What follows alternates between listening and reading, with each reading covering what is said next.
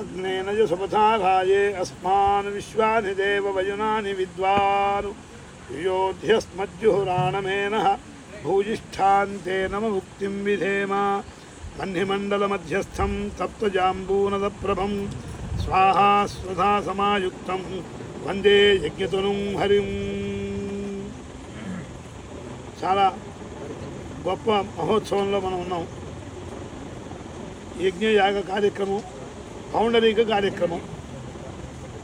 సామాన్యంగా సోమయాగం మొదలు పెడితే ఇది కూడా సోమయాగమే, కానీ పౌండరీక అశ్వమేధాభ్యాం వాజపేయేన అసకృతుని పట్టాభిషేకంలో రామాయణంలో ఉన్నది. అసకృత్తుగా ఆ రోజుల్లో రామకాలంలో రామరాజ్యం ఉన్నప్పుడు వాళ్ళందరూ కూడా ఎన్నోసార్లు పౌండరీకాలు వాజపేయాలు అశ్వమేధాలు చేశారు. ఈ రోజుల్లో అశ్వమేధం చేద్దామంటే కలిలో వీల్లేదు, రాజసూయం చేద్దామంటే వీల్లేదు. ఉన్న క్రతువుల్లో దీర్ఘకాలం మంత్రబాహుల్యం చాలా గొప్ప క్రతువు ఏమిటంటే పౌండరీక యాగం. ఇంతకంటే పౌండరీక యాగం కంటే గొప్ప కార్యక్రమం ఈ మహాకలిలో బ్రాహ్మడు చేయగల కార్యక్రమం లేదు. వేదంలో చెప్పినటువంటి కార్యక్రమం అనేక కార్యక్రమాలు, చండీ యాగాలు, రుద్రయాగాలు, నాగయాగం జరుగుతున్నాయి. వేదోక్త కర్మానుష్ఠానం ఈ పౌండరీక యాగం.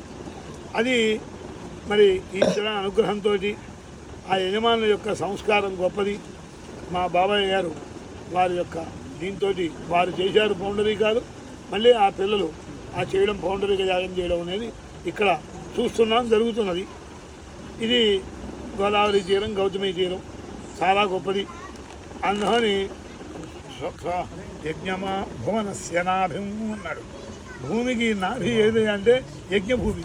వేదిమాహు పరమంతం పృథివ్యా యజ్ఞమాహుర్భువనస్య నాభిం అన్నారు. కాబట్టి ఇటువంటి చోట యాగం జరగడం అనేది వారి గొప్పతనం ఎట్లాగో మేమందరం వచ్చిన వాళ్ళకి అర్చకులకు కూడా చూసేవాళ్ళకి చెప్పక్కర్లేదు, చాలా గొప్పది. ఈ యాగం యొక్క గొప్పతనం చెప్పడంలో 10 నిమిషాలే ఉంది, మళ్ళీ చెప్పుకుంటూ ఉండొచ్చు, ఎంత చెప్పుకున్నా తక్కువే. ఇప్పుడు ఎక్కడున్నామంటే యాగంలో ఏ ఘట్టంలో ఉన్నామంటే ప్రతి యాగానికి కూడా 3 రకాలు దీక్షలు, ఆ తర్వాత ప్రవర్గ్యలు, ఆ తర్వాత శుచ్యలు. మామూలుగా ఏకాహ శుచ్యలన్నీ కూడా యజ్ఞయాగాదులన్నీ కూడా ఒకరోజు శుచ్య. ఇది పౌండరీక యాగం ఏకాదశ శుచ్య, 11 శుచ్యలు. ఇవాళ 3వ రోజులో ఉన్నాం మనం. ఈ మూడో తారీఖు మొదలు పెడితే 3, 4, 5 ఇవాళ. ఈ రోజు కూడా ఈ 11 రోజులు కూడా ప్రతిరోజు కూడా ఏ రోజుకు ఆ రోజే దక్షిణ. అయితే ఏం దక్షిణ చెప్పాడు ఏమిటనేది వచ్చేవాళ్ళు ఏదో తోచింది ఇస్తూ ఉంటారు, వారి శక్తి, అది చెప్పక్కర్లేదు. కానీ ఎవరు తోచింది ఏది ఇచ్చినా, యజమాని ఏది శక్తిగా ఉన్నా ఇచ్చినా అక్కడ మాత్రం సంకల్పంలో ఇంత ఇస్తామని చెప్పి తీరాలి. శ్రౌతయాగంలో విశేషం ఏంటంటే దక్షిణ చెప్పకుండాను, దేవత చెప్పకుండాను, ఇక్కడ కావాల్సిన ద్రవ్యం చెప్పకుండాను యాగం ఉండదు.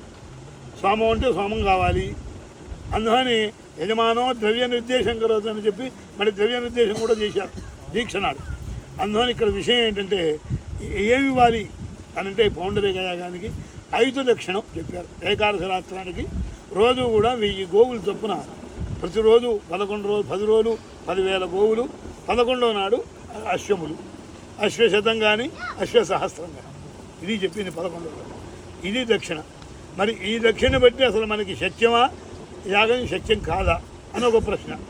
అయితే వేదములు ఏం చేతాయంటే చేతనైంతలో చేయమని చెబుతాయి, కానీ నువ్వు నాయన వద్దు, నువ్వు యాగం చేయొద్దని ఏం చెప్పవు.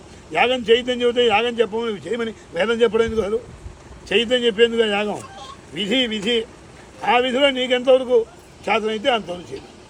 ఆ అంతవరకు చేయడంలో ఈ యజమాని యొక్క గొప్పతనం ఏంటంటే, ఆ యజమానిగా చెబుతున్నాను, ఎచ్చగా చెబుతున్నాను, నాకేం బంధువుగా ఏం చెప్పట్లేదు, బంధువుల మాటలు అక్కర్లేదు. అయితే మా కుటుంబంలో నాకు కావాల్సిన వాడు కాబట్టి నేను ఉత్సాహపడుతూ ఎక్కువ చెబుతున్నాను. వారు చేసినట్టు మొదటి నుంచి దాదాపు సోమయాగం నుంచి ఇలా దక్షిణలు ఎవరూ ఇవ్వలేదు, ఎవరు ఇచ్చినట్టు నేను వింటలేదు. దాదాపు రెండు జరుగుతున్నాయి. నేను కూడా ఏదో ఎత్కించి చేస్తున్నాం కానీ అలా చేయట్లేదు. నేను కూడా వేదం చెప్పింది కదా మానకుండా ఎందుకనే బుద్ధితో చేస్తున్నా, కానీ అంత శ్రమపడి అటువంటి సంస్కారం అంత ప్రాప్తం నాకు పరమేశ్వరుడు ఇవ్వాల. బాగా చేస్తున్నారు. అయితే బాగా చేస్తే సరిపోయిందా అంటే ఎంత ఇచ్చినా కూడా ఉపనిషత్తులు శ్రియాదేయం భియాదేయం భయపడుతూ ఇంటూ దేవదూతావా ఏ తేజస్విజ. వీళ్ళు దూతలు మనకు కాదు కదండి, యజ్ఞపురుషుడికి దూతలు వాళ్ళు. మరి వాళ్ళని చూసి భయపడిపోయి మనం ఏమి ఇస్తున్నాం వాళ్ళకి? ఎంత ఇస్తున్నాం? పోనీ ఈ యజ్ఞం అయిపోయింది, ఈ సంవత్సరం పాటు 20 మంది కదలకుండా కూర్చుండే ఎంత ఇస్తున్నామా? అక్కడ మళ్ళీ ప్రశ్న మాకు.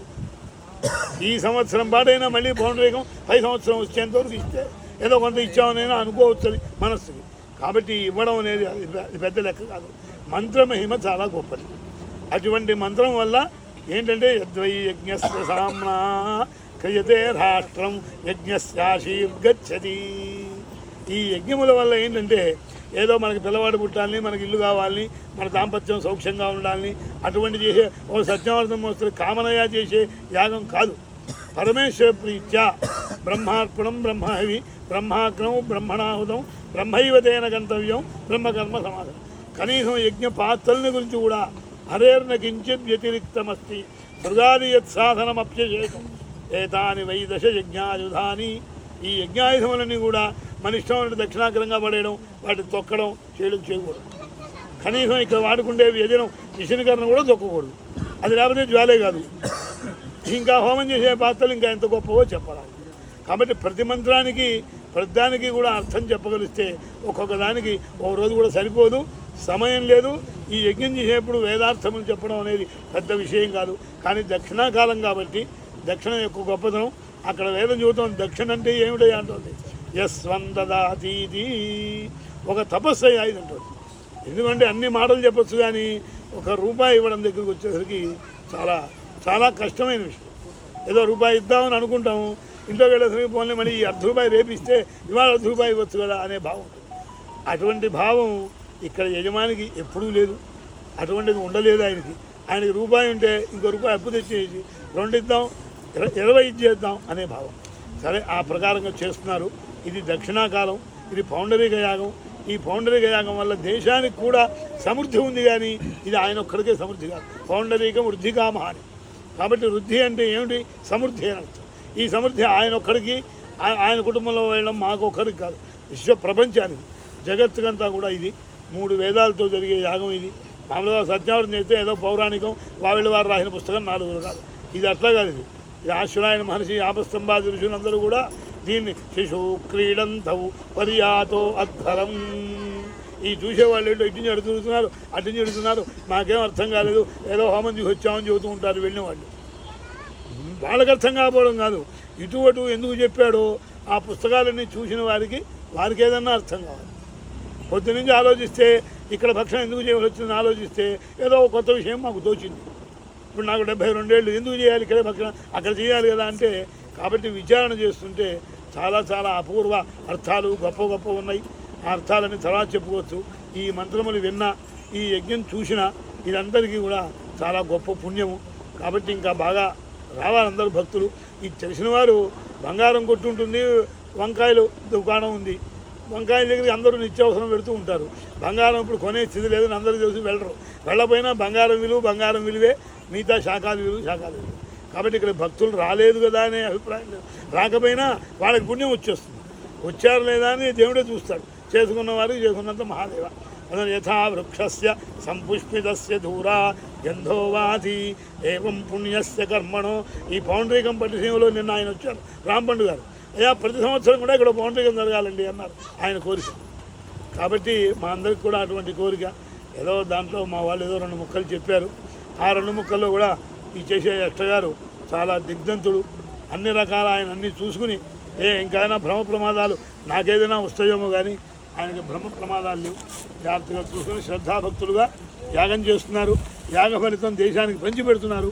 ఈ వచ్చిన వాళ్ళ కోసమని ఈ 4 విషయాలు చెప్పడం. ఇదిగో సరిగ్గా 12:30 టైం అయిపోయింది. అందువల్ల మళ్ళీ అవకాశం వచ్చినప్పుడు నాకేదో 2 విషయాలు చెప్పాలని కోరుకుంది. అటువంటి విషయాలన్నీ ఎవరైనా పెద్దలు వస్తే వాళ్ళు పంచుకుంటారు. ఎవరు రాదు నేను కూడా 10 నిమిషాలు పంచుకునేవాడిని అవుతాను. హర హర నమః పార్వతీపదే, హర హర మహాదేవ.